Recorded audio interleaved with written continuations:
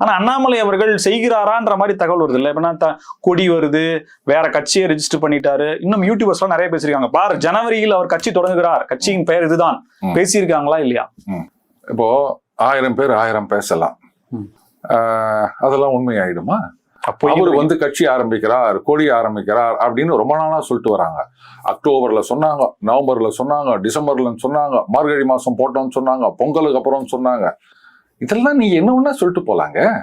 அதான் இப்போ சசிகலா அவர்கள் புது கட்சி ஆரம்பிக்கின்றார், அவர் தாவேகாவுடன் சேருகின்றார் அப்படின்னு சொல்லிட்டு இருந்தாங்க. நீங்க அதெல்லாம் விடுங்க.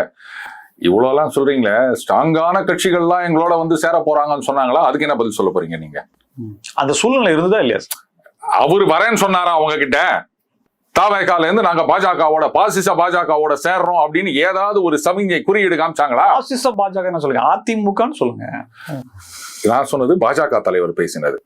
ஸ்ட்ராங்கான கட்சி எல்லாம் என்டிஏ கூட்டணிக்கு வர போறாங்க, யார் யாரெல்லாம் ஸ்ட்ராங்னு நினைச்சுக்கிறீங்களோ அவங்க எல்லாம் அப்படின்னு. ஸ்ட்ராங்ன்றது தாவேகான்னு ஏன் எடுத்துக்கிறீங்க? அதை விட ஸ்ட்ராங்கா யாராவது வருவாங்க? திமுக